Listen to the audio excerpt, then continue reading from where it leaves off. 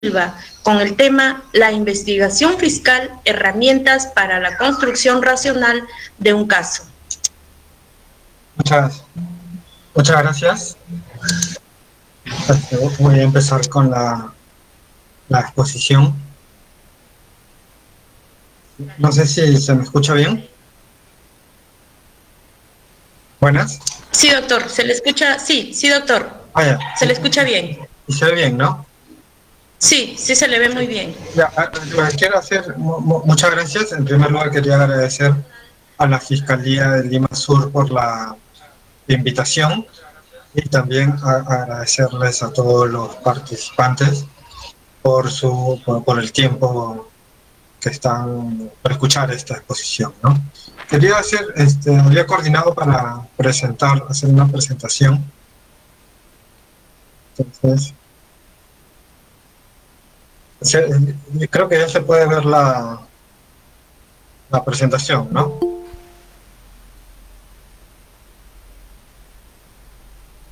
Sí, ¿no? Sí, doctor, sí se ve bien.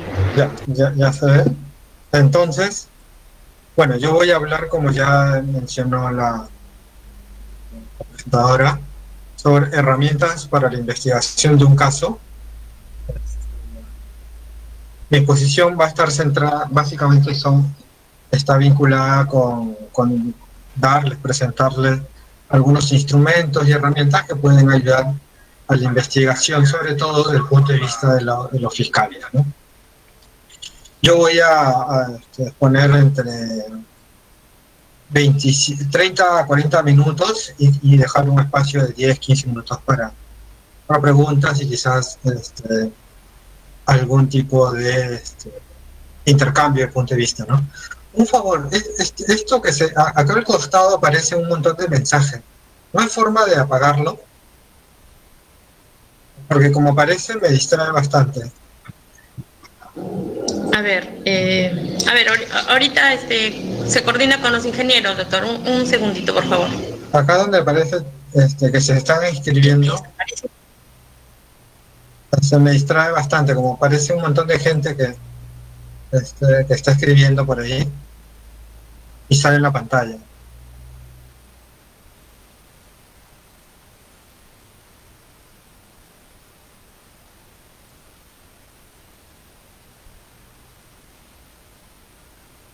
Bueno, mientras yo voy a ir avanzando con la exposición. Lo que voy a hablar es sobre este primer punto, ¿no? Quería mostrarles pues la importancia de la investigación y construcción de casos, ¿no? Gran parte de la labor de los profesionales del derecho, especialmente por el lado de los que son abogados y los fiscales, ¿no? Consiste en investigar y construir casos, ¿no? Y presentar casos frente a los jueces. Y por lo tanto hay que saber cómo realizar esa tarea de investigación, la tarea de investigación de casos, ¿no?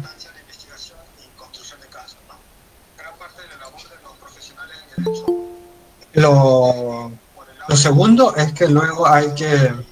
Entonces es una habilidad que es muy importante, creo que para los abogados y también para los fiscales, es saber cómo investigar, analizar y probar ciertas hipótesis que luego van a ser llevadas frente al juez, ¿no?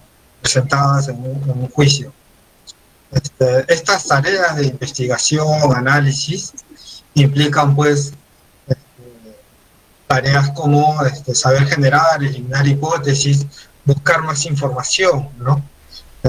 Cómo buscar, producir información. Y esto luego es necesario también para garantizar pues la justicia de una determinada decisión. Porque no se puede hacer justicia si es que los hechos de un caso no están debidamente probados. Incluso en el caso de los abogados y de los fiscales también creo que es lo mismo, ¿no? Creo que ellos tampoco no deberían presentar un caso si es que no se encuentra debidamente justificado.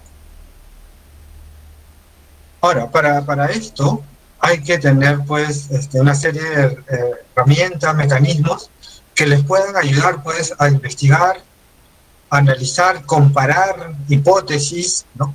Y luego de eso determinar cuál es la que se encuentra mejor justificada a efectos de determinar si los elementos que tienen son suficientes para solicitar una determinada, formular un determinado pedido, ¿no?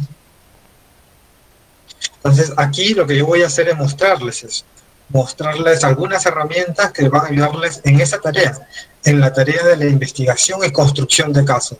Básicamente los autores que de los cuales me voy a valer principalmente van a ser autores como Tyler Shum y Anderson, Twining y Shum también.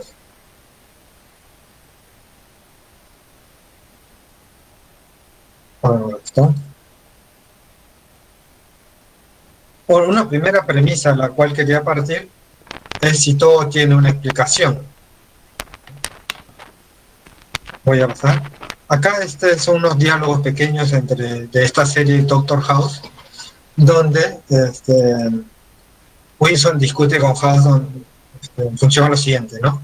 Wilson le dice a House: quiero que aceptes que algunas veces los pacientes se mueren sin ninguna razón y algunas veces mejoran sin ninguna razón. Y House le dice: no lo hacen, es solo que no sabemos. Bueno, lo que le quiere decir es que siempre detrás de toda situación, de todo hecho por el cual a veces las personas se mejoran o fallecen, es porque siempre hay alguna razón, ¿no? Algo que hace que las personas se mejoren o hace que las personas fallezcan o empeoren, ¿no? Pero siempre va a haber alguna razón. Acá otro diálogo, ¿no? De Chase y House. Chase le dice a House: de repente no hay una respuesta correcta. Y House le dice: si hay una respuesta correcta para todo, es solo que no lo sabemos. Claro, nuevamente, lo que le está diciendo House es: si ocurren determinadas situaciones en el mundo, hay algo que tiene que explicar esa situación. Las cosas no ocurren de la nada, ¿no? El hecho de que en algunos momentos no sepamos qué es aquello que puede estar explicando ciertos eventos que hemos observado, no implica que no haya una explicación sobre ese hecho, no implica que no podamos saber por qué ocurrió algo, que no exista alguna explicación. Lo que puede suceder es que, y esto creo que no es tan raro, que muchas veces no sabemos por qué han ocurrido ciertos eventos. Pero el hecho de que no sepamos algo solo demuestra nuestra ignorancia sobre por qué ocurrió algo. No demuestra que no haya una explicación sobre ese evento. Y claro, si ustedes han visto la serie de Doctor House, House es una persona pues obsesionada con encontrar la explicación de todos los eventos que pasan alrededor suyo, ¿no? Sobre todo de los casos de médicos, ¿no? Él trata de saber por qué ocurren, por qué la gente se enferma o por qué algunas personas se han curado. Y es una persona obsesiva con encontrar las respuestas a esos eventos, esos casos, ¿no? Él es un médico que se dedica a diagnosticar, o sea, a saber por qué las personas se enferman, ¿no? Y le envían los casos difíciles, los casos más difíciles. La idea es, y él parte de la idea de que todo tiene una explicación. Todo lo que ocurre en el mundo tiene alguna explicación. Hay algo que produce esos eventos. ¿No? Y acá lo que concluyo, ¿no? Sí, todo lo que ocurre en el mundo tiene una explicación, solo que muchas veces no lo sabemos o nunca lo podemos conocer de manera concluyente, sino provisional. Igual también creo con el comportamiento de las personas. El hecho de por qué las personas se comportan de una determinada manera o dejan de comportarse de una determinada manera, hay algo que motiva, que explica ese comportamiento, ¿no? La cuestión está en que muchas veces no sabemos por qué las personas se comportan como lo hacen o por qué ocurren ciertos eventos en el mundo. El desafío, ¿dónde está? Está en descubrir esa razón de por qué ocurrieron ciertos eventos en el mundo. Y este es un gran desafío sobre todo para los abogados, ya sean como abogados privados o ya sean como fiscales, que son encargados de investigar casos, ¿no? Investigar y producir evidencia, generar hipótesis, descartar otras hipótesis y luego de todo ese conjunto de actividades saber cuál va a ser el caso que van a plantear ante un tribunal, ¿no? O ante un juez. Y todas estas tareas no son nada sencillas. Yo creo que además todas estas tareas son sumamente complejas.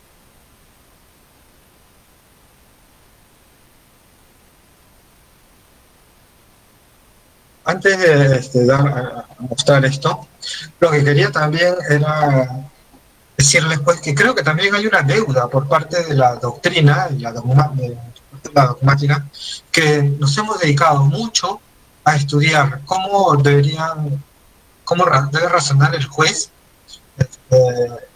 cuáles deberían ser la justificación de una decisión, pero creo que hemos dedicado poco tiempo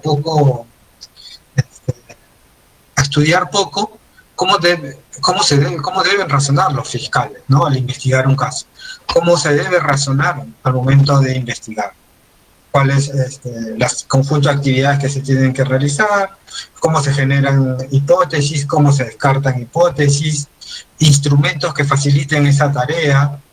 No, creo que ahí hay una deuda, creo que ahí hay un vacío en la dogmática, ¿no? Siendo además la fase de la investigación la fase la que va a movilizar todo el sistema, ¿no?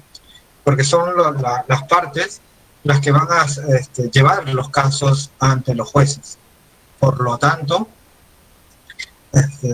investigar cómo, estudiar cómo se debe razonar a partir de evidencia y sobre la evidencia de un caso y cómo construir casos, creo que son tareas sumamente importantes que nunca debieron haber sido pasadas por alto, ¿no?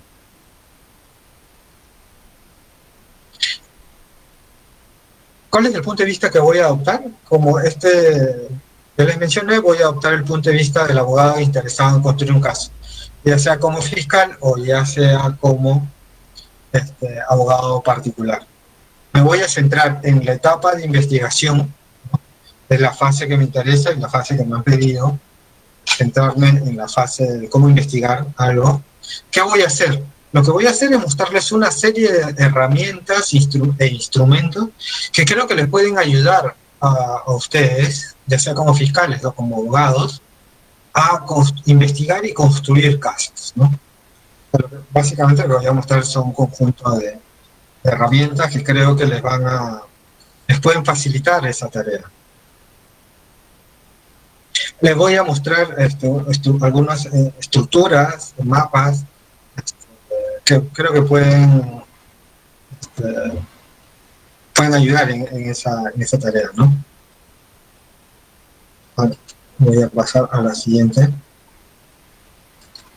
Ahora, antes de entrar a mostrarles esas herramientas, yo creo que además estas herramientas que dentro de un momento les voy a mostrar son muy importantes, porque a veces investigar un caso no es una tarea fácil, es una tarea sumamente compleja, ¿no? Cuando ustedes empiezan a investigar un caso, pues lo primero que se van a encontrar es con poca información, van a tener poca data, ¿no? Entonces lo que van a tener es que ver cómo generan más información. A veces también pueden haber problemas de disonancia, algunos testigos que dicen que vieron a tal persona, otros testigos que dicen que no vieron, pruebas que apuntan hacia una hipótesis y pruebas que apuntan hacia otra hipótesis, ¿no? ¿Cómo resolver esos problemas? Es importante. Ambigüedad. La evidencia de un caso pues, puede ser interpretada de varias maneras, ¿no? Esto también pues, es problemático. Como cómo resolvemos la ambigüedad para solo tener una lectura acerca de la evidencia. A veces lo que puede suceder en un caso es que tenemos mucha información. Cuando vamos investigando, vamos recopilando más información y lo que puede resultar es que nos llenamos de información, ¿no? Y otro punto que a veces se puede presentar es que sobre la graduación y la credibilidad de la información. ¿Cómo determinamos la calidad de la información? ¿Qué tan sólida es la información que obtenemos? Como qué elementos, qué criterios vamos a tener en cuenta. Eso de ahí es importante también tenerlo en cuenta. Ahora, ya les mencioné sobre los problemas de la evidencia que pueden presentarse sobre la evidencia. Ahora les voy a presentar algunas limitaciones cognitivas que tenemos los seres humanos, ¿no? Sesgos, por ejemplo, que nos pueden hacer ver de una determinada manera la evidencia de un caso, ¿no? Que nos concentramos o solo vemos de una determinada manera la información, soslayando otras formas de ver u otras posibles explicaciones que pueden tener la evidencia. A veces pues también pueden haber prejuicios, ¿no? Claro, le damos a cierto tipo de personas o cierto tipo de eventos, pues ya podemos ir prejuiciados, podemos tener ciertas actitudes negativas, ¿no? Que pueden afectar cómo empezamos o cómo empezamos a desarrollar hipótesis sobre el caso. La atención, nuestra concentración es limitada. Todos sabemos pues que nuestra capacidad de poder estar concentrados sobre un determinado caso es limitada, ¿no? La memoria, la posibilidad de recordación es limitada. Todos apelo ahí a su experiencia compartida. Todos sabemos pues que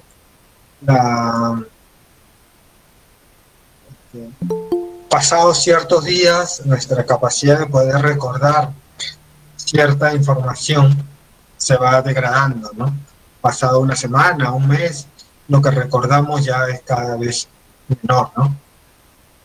Y bueno, las emociones también juegan un papel. Las emociones pueden hacer que nosotros focalicemos nuestra atención y concentración sobre ciertos puntos y soslayemos otros aspectos, ¿no?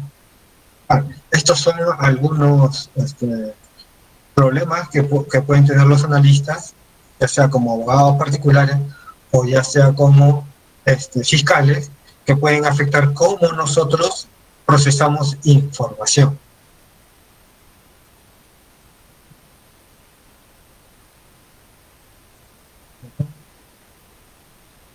Y claro, otro aspecto que también creo, antes de pasar a mostrar esto, es que a veces pues la tarea cuando estamos frente a otras partes no es colaborativa, sino más bien es una forma de combate, ¿no? Una lucha.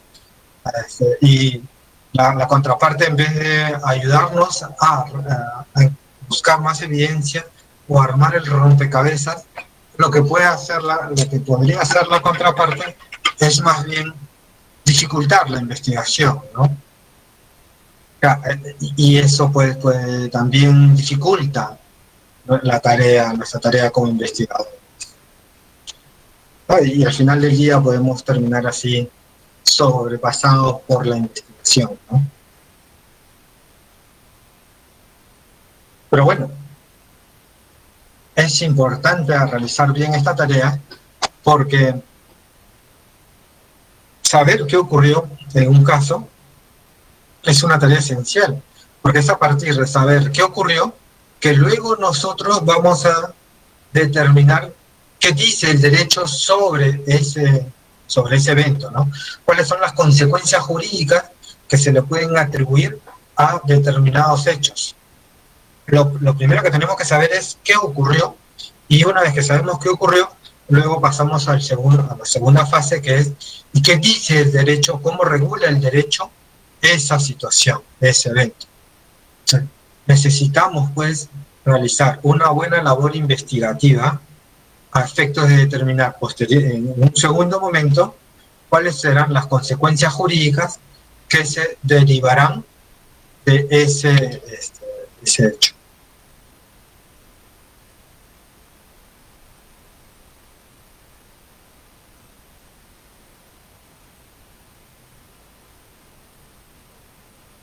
Y acá les voy a mostrar un conjunto de herramientas que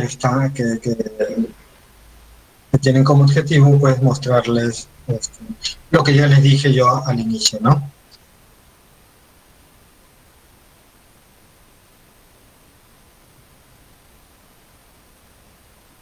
Va a haber herramientas dirigidas a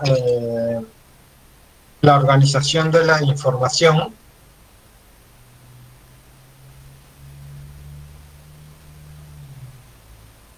herramientas también dirigidas a cómo nosotros organizamos o cómo nosotros investigamos, los tipos de razonamiento que podemos utilizar al momento de investigar un caso, instrumentos para esquematizar, ¿no?, las hipótesis que podemos posar sobre el caso, ¿no?, nuestra labor de recopilación de información, y dinámicas de trabajo que podamos crear.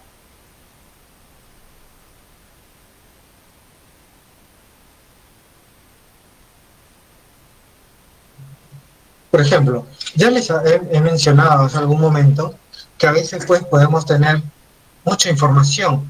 Por lo tanto, cuando es necesario pues tener un protocolo que nos permita registrar y organizar la información de un caso, ¿no? ¿A efectos de qué? De que cuando nosotros necesitemos recuperar la información del caso, nosotros podamos hacerlo de manera rápida. A veces tenemos la información pero no sabemos dónde está, o nos demoramos en recuperar esa información, ¿no?, acceder rápidamente a esa información. Creo que un buen registro de la información de un caso nos va a facilitar mucho pues el trabajo posterior con toda la evidencia que vayamos encontrando, ¿no? Acá, por ejemplo, le he mostrado algunos criterios para registrar la información. Se puede registrar la información según la norma de invocar, ¿no?, según estrategias e hipótesis. Yo puedo tener dos, tres hipótesis, y entonces voy registrando la información de acuerdo a cada hipótesis que yo voy teniendo. Registro la información según los actores. Si tengo varios testigos, por ejemplo, puedo registrar la información de acuerdo a los testigos que voy teniendo en el caso, ¿no?, la información que voy obteniendo a partir de los testigos, o peritos, etc. También puedo registrar y organizar la información de manera cronológica. Es importante, ¿no? A veces es importante ver la información cómo transcurre en el tiempo, ¿no? Y es bueno pues ir registrándola en función a cómo han ocurrido los hechos. O otro criterio cronológico es registrar la información en función a cómo se han ido produciendo las pruebas también, ¿no? Esos son algunos criterios importantes que se pueden tener en cuenta para registrar y organizar la información de modo cronológico. Según medios probatorios, registrar por medio probatorio de acuerdo a su admisibilidad, credibilidad y valor probatorio, etc. Estas son algunas pautas. La idea es que ustedes, al momento de investigar un caso y empezar a obtener información, tengan algunos criterios para registrar toda la información que les pueda ser útil luego cuando ustedes quieran recuperar la información.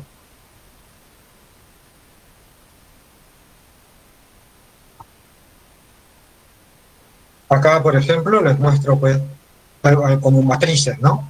vamos a registrar en función de las pruebas. Por un lado, acá los medios probatorios, pericias, testimonios, documentos, etcétera, pueden tener más información sobre las pruebas, ¿no? Sobre los peritos, sobre los testigos, sobre los documentos, información a obtener desde las pruebas, ¿no?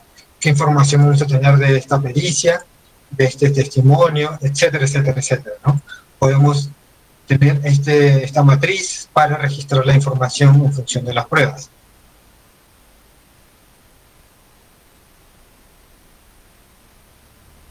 Por hipótesis, como ya les mencioné, ¿no? Toda la información que se tiene alrededor de la hipótesis 1, la hipótesis 2, la hipótesis 3, incluso ustedes pueden poner en qué folio se encuentra cada una de la información, dónde se encuentra, o armar files por cada hipótesis, ¿no? Files separados, o en la computadora, ahora con estos programas de Excel u otros software que existen, donde ustedes pueden ir registrando la información de diversa manera, ¿no? Ya sea, como lo mostré hace algún momento, aquí, por medios probatorios, ¿no? En qué foja se encuentra, en dónde está, y van registrando todo, o ya sea por hipótesis, ¿no? Esto, de manera tal que cuando ustedes quieran revisar toda la información que tienen alrededor de la hipótesis 1, ustedes ya tienen registrada, tienen el file donde está toda la información sobre esta hipótesis.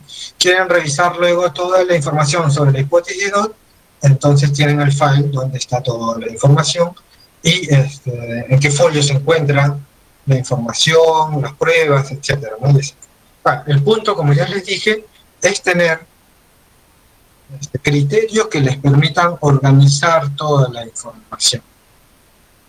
Y dependiendo de las características del caso que tengan, pueden ir registrando la información de la manera que les sea más útil a ustedes para trabajar en su caso.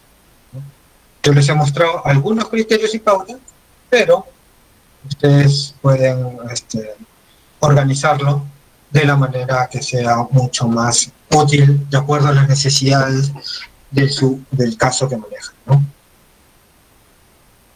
Este sería un primer punto vinculado con el registro, la organización y registro de la información. Ahora, una vez que ya ustedes han producido información, ¿cuál es la primera tarea que deben analizar un caso? Y yo creo que la primera tarea es identificar cuál es el problema o los problemas que quieren resolver, ¿no? Ustedes han encontrado, pues, a una persona muerta y y lo que quieren el problema saber sería cuál es la causa de la muerte de esta persona, ¿no? Puede ser un problema general. Pero siempre, lo primero, creo que siempre es importante identificar cuál es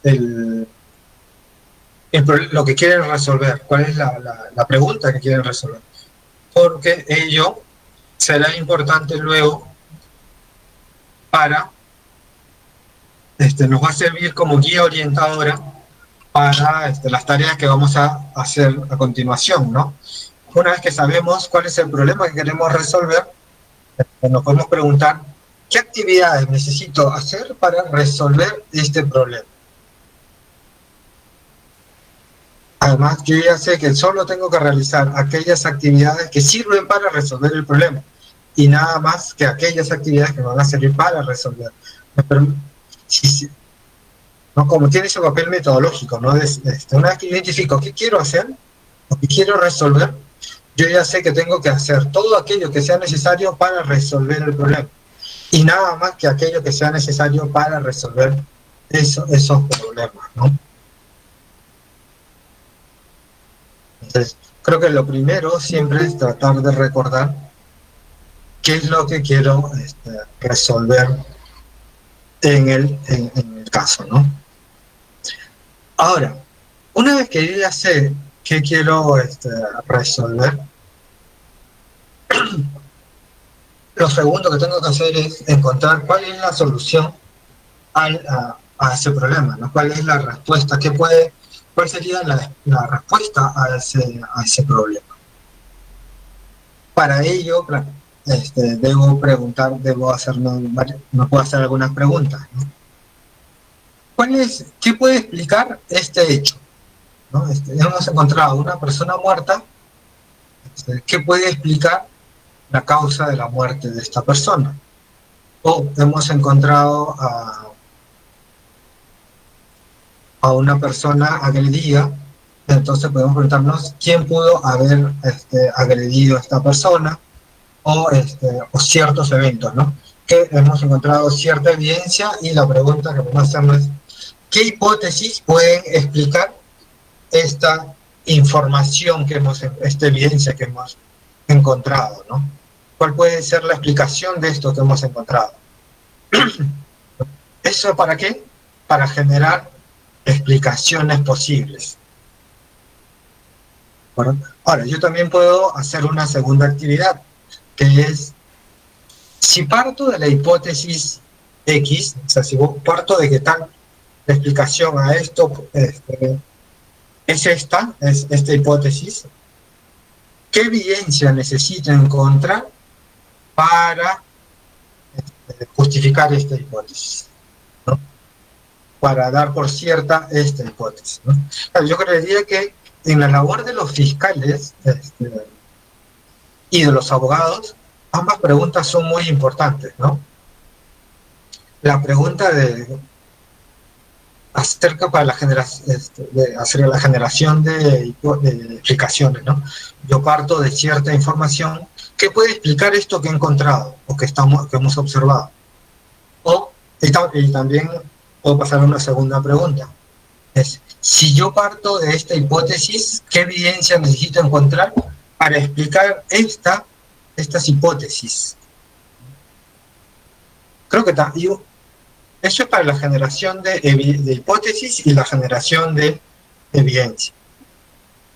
Ahora, también hay un paso importante que se tiene que hacer.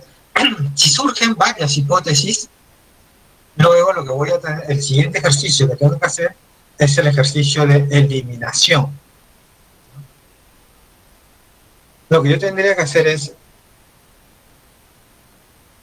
¿qué tendría que encontrar para eliminar la hipótesis 1? La hipótesis X, ¿no? ¿Qué evidencia necesito encontrar para eliminar esa otra hipótesis? Y eso me va a llevar, pues, a buscar evidencia también para falsear las otras posibles explicaciones que se hayan podido esbozar al inicio de un caso, ¿no?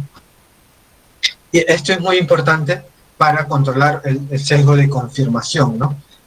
A veces también, ¿qué es lo que suele ocurrir? Los abogados nos concentramos mucho en investigar una línea de investigación, pero soslayamos otras líneas de investigación.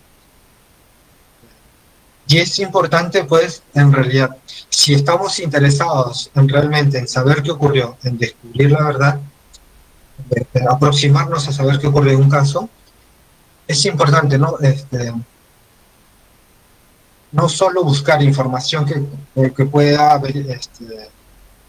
contribuir a probar la hipótesis inicial que queremos plantear, sino también buscar evidencia que pueda falsear, que pueda hacer que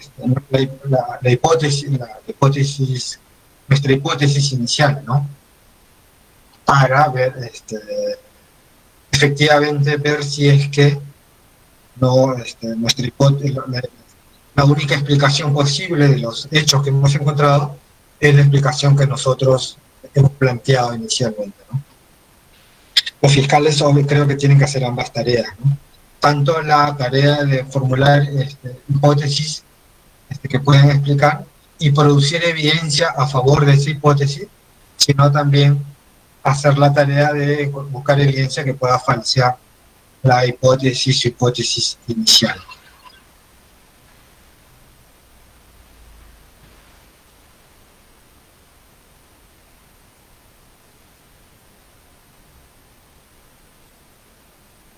Acá quería mostrarles un diagrama.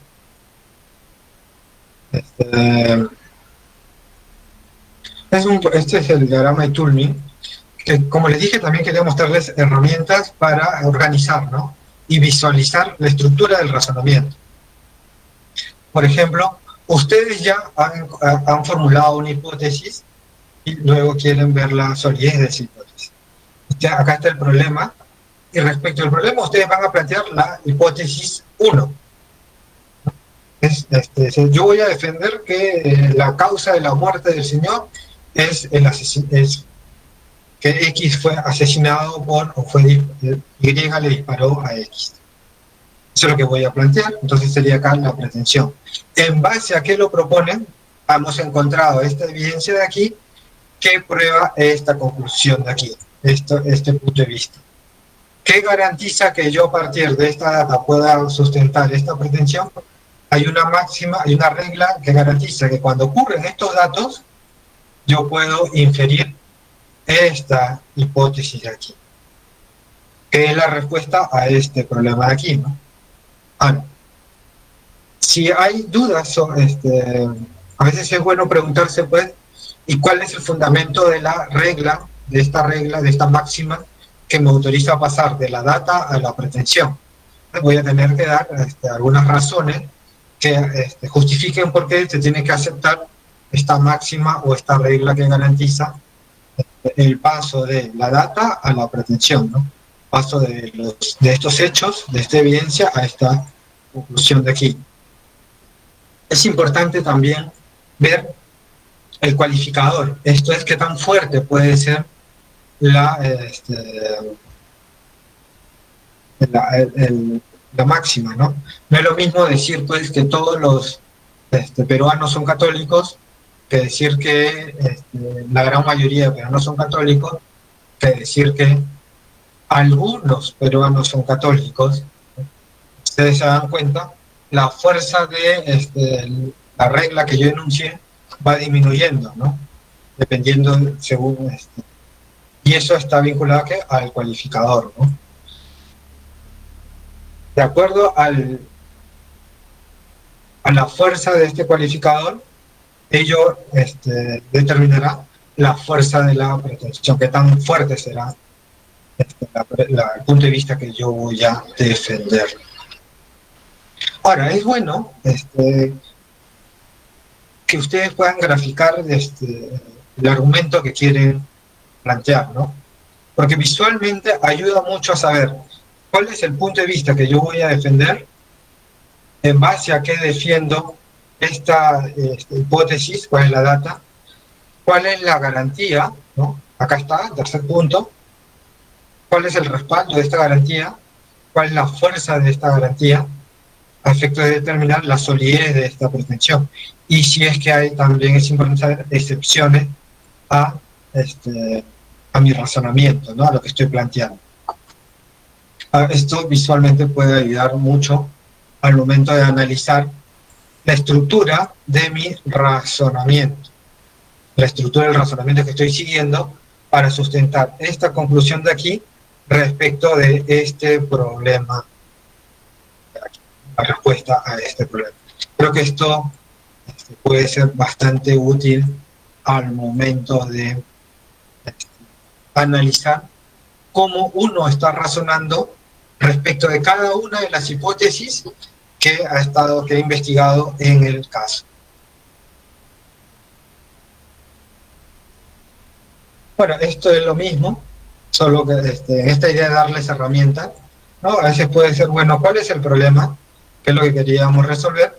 La respuesta, que está acá, ¿no? Redactar claramente cuál será nuestra hipótesis. Y acá los elementos de nuestra hipótesis, ¿no?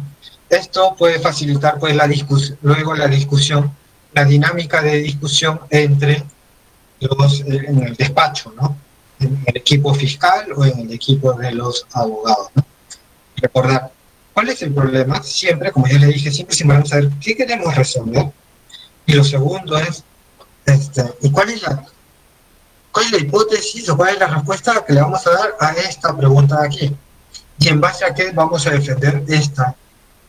Y estos son cada uno de los elementos de los cuales se conforma nuestro razonamiento, ¿no?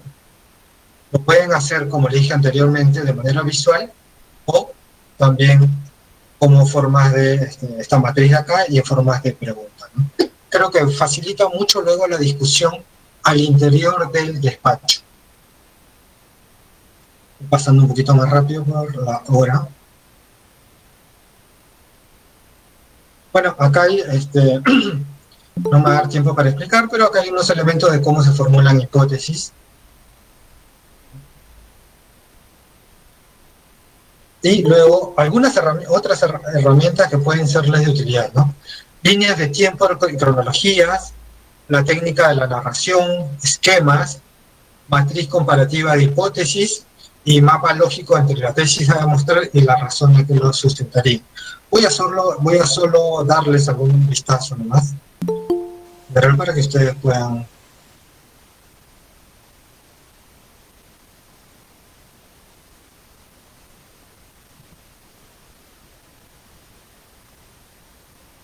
Por ejemplo, esta es una línea de tiempo donde, de un caso real, ¿no? Acá estaba un conjunto de hechos, ¿no?, que fueron ocurriendo. Un esposo, esto ocurrió en Inglaterra, compró pues el seguro de vida de su mujer, su esposa. Se elaboró un testimonio por el cual la esposa, la pareja había sido que quien muere primero deja en herencia todos los bienes a su cónyuge. El acusado siempre estuvo en otro lugar al momento en que se produjo la muerte de la esposa, y el acusado apenas moría, la esposa desaparecía, ¿no? Y esto ocurrió 3 veces, ¿no? Entonces, cuando esto se puso en una línea de tiempo, ¿no? Esta es la primera muerte, este señor se casó 3 veces, ¿no? Y se puso de manera en una línea de tiempo para ver la secuencia, ¿no?, cómo habían ido ocurriendo. Había muerto la primera esposa, la segunda y la tercera, y se mostraba también el patrón que ocurría antes de la muerte de cada esposa. Ustedes pueden ver acá la muerte y cuáles eran los hechos que ocurrieron antes de la muerte de cada una de las esposas. Y se vio que se encontró que había un patrón similar respecto de la muerte de cada una de ellas, ¿no? Y el solo hecho de que las 3 esposas se mueran era raro. El hecho de que antes de que se muera cada esposa, cada una de ellas había comprado un seguro de vida, ¿no? El acusado desaparecía luego de que cobraba el seguro, ¿no? Y eso pues despertó la sospecha, y llevó a los investigadores a decir que estas muertes no fueron accidentales, sino fueron provocadas. Claro, esta línea de tiempo nos permite pues visualizar, ver estos eventos y cómo han ido ocurriendo, ¿no? Los patrones, encontrar patrones en el tiempo. Creo que puede ayudar bastante en esa... Acá también, acá es una línea de tiempo respecto de todos los hechos que ocurrieron un día.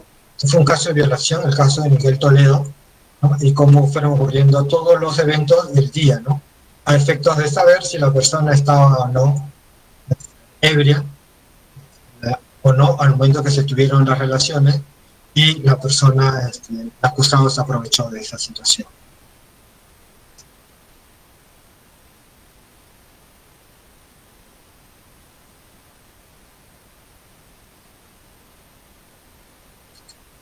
Acá son otras formas de reconstruir líneas de tiempo. Bueno,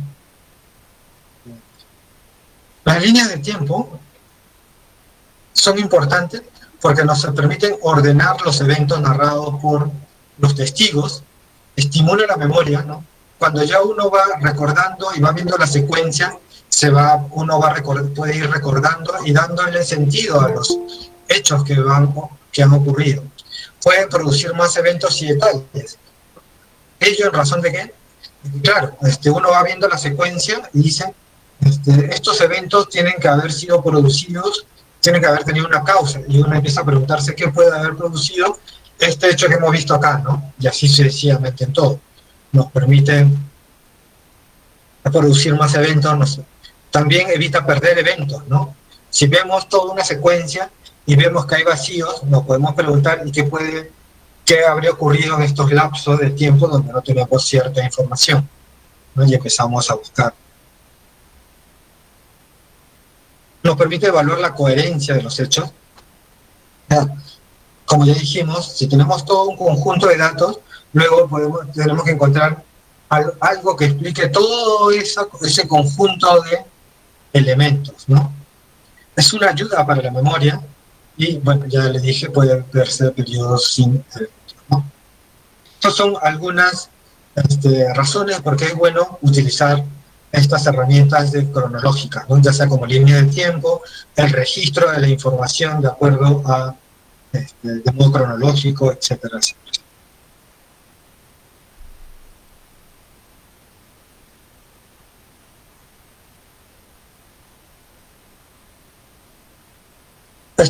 Mapas lógicos, creo que también voy pasando un poco más rápido. Acá ustedes pueden ver, pues, este es un mapa, un diagrama que puede ayudarles también, ¿no? Lo primero que luego ustedes construyen una hipótesis, hacen una investigación y quieren plantear, ver cómo han razonado sobre una determinada hipótesis. Entonces, paso 1, ustedes ponen en la parte de arriba cuál es la hipótesis. El paso 2 es cuáles son los hechos que les van a servir para inferir esta hipótesis, los medios probatorios que van a acreditar cada uno de estos hechos, y los atributos que analizan de cada medio probatorio para decir que este medio probatorio de aquí, 3, es que ustedes tienen ciertos hechos probados, pueden hacerse la pregunta de ¿cuál es la máxima que me permite pasar de 2 a 1? O sea, cuando ocurren estos hechos, ¿cuál es la máxima que me permite pasar acá? Y eso me va a llevar a ¿qué? A explicitar la regla generalizadora, ¿no? ¿Cuál es la ventaja de hacer esto? Que esto me permite visualizar todo el razonamiento que he seguido a efectos de justificar una determinada hipótesis. Esa es la finalidad de utilizar esta herramienta, ¿no? De explicitar y visualizar todo el razonamiento que he seguido para justificar una determinada hipótesis. Yo puedo hacer esta tarea por cada hipótesis. Y luego, una vez yo tengo un diagrama por cada hipótesis, luego puedo comparar la solidez de cada hipótesis, ¿no? Y ver qué tan fuerte es, ¿no?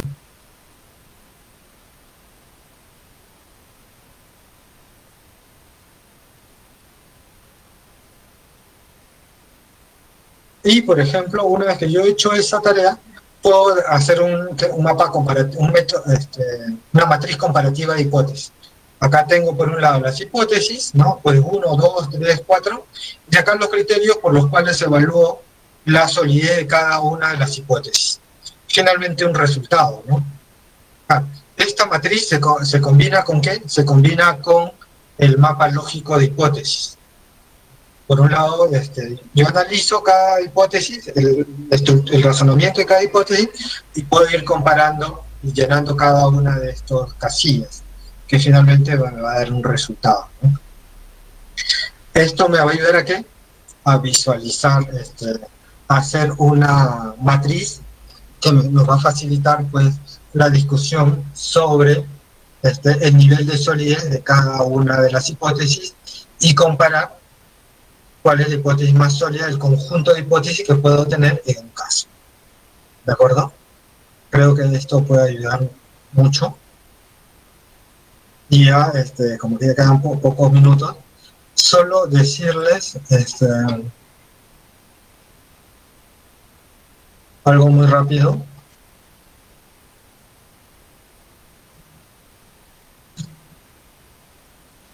Sobre la dinámica de trabajo. Es importante, algunas dinámicas que pueden ayudarles también en la etapa de investigación de un caso. Por ejemplo, ustedes pueden crear dinámicas por el cual algunas de las personas con las cuales trabajan, del equipo de fiscales, se encarguen de hacer la investigación como si fueran investigadores neutrales, ¿no? Ellos tienen que investigar sin tener ningún sesgo. Pueden encargar también a otros dentro del equipo que asuman la labor de la abogada del diablo. Esto es la labor de encontrar pues los puntos débiles y fuertes, los puntos débiles del caso de cada una de las hipótesis que han elaborado aquellos que se han encargado de investigar, ¿no? Esta idea del abogado del diablo también puede ser. Ayuda mucho luego para encontrar qué puntos débiles en el caso, ¿no? Si ustedes, y luego pasan a la fase de discusión y deliberación en el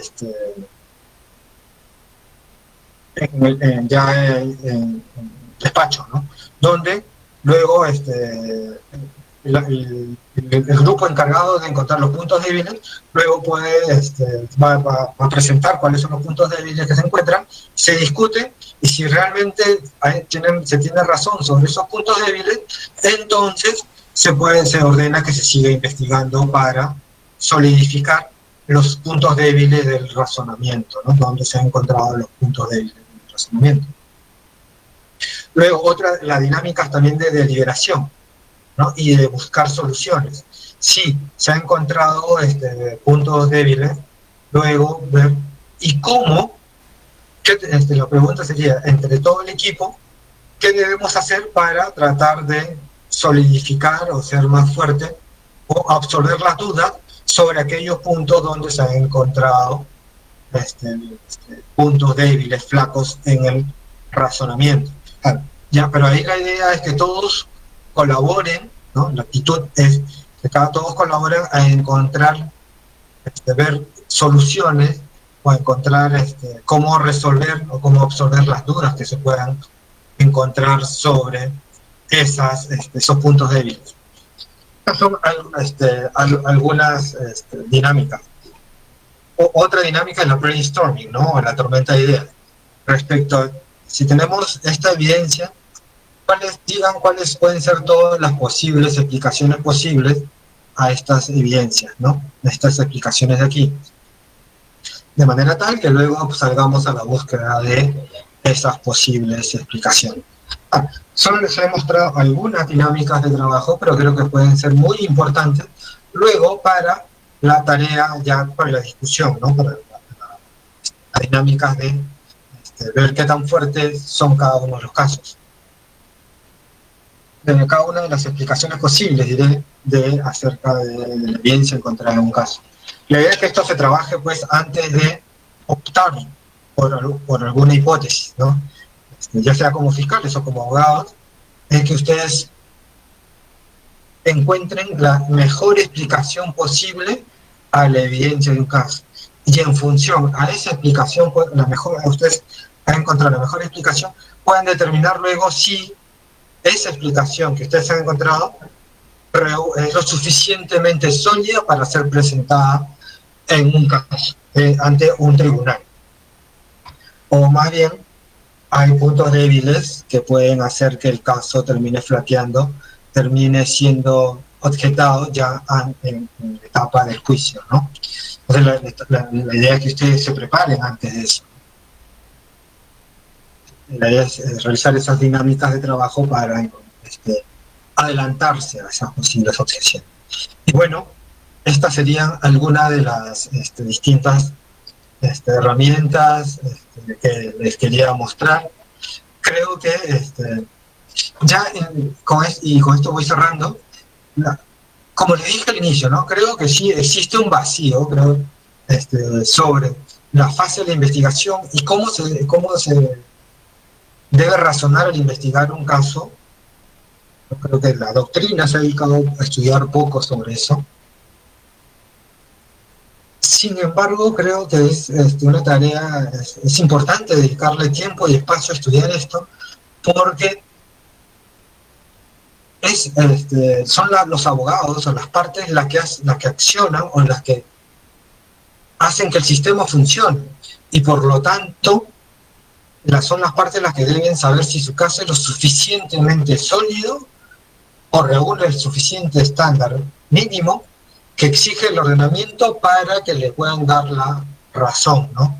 Para que obtener una decisión favorable. Por lo tanto, tengo que investigar y construir un caso que llegue a ese nivel. Tengo que hacer todas aquellas acciones necesarias que me lleven a construir un caso que sea lo suficientemente sólido de acuerdo al estándar exigido por el ordenamiento jurídico a efectos de obtener una decisión favorable. Bueno, eso sería todo. Creo que he cumplido, ya son las 7. Te agradezco por el tiempo y la paciencia. Muchas gracias. Muchas gracias, doctor. Enseguida vamos a dar pase a la ronda de preguntas de nuestros asistentes. Bien. Desde Medellín, Colombia, los saludan y dicen: doctor César Augusto, muchas gracias por su intervención. Saludos desde ESUC. Muchas gracias también. Sí, el doctor Tony Washington García Cano, fiscal superior, jefe de la OTS y de la Fiscalía de Lima Sur, le dice: muchas gracias, doctor Iga Silva. ¿Qué recomienda para tratar de neutralizar los problemas cognitivos del analista? Sí, yo creo que algunas de las dinámicas que les he planteado pueden resultar útiles, ¿no? Esta dinámica del abogado del diablo puede resultar útil, ¿no?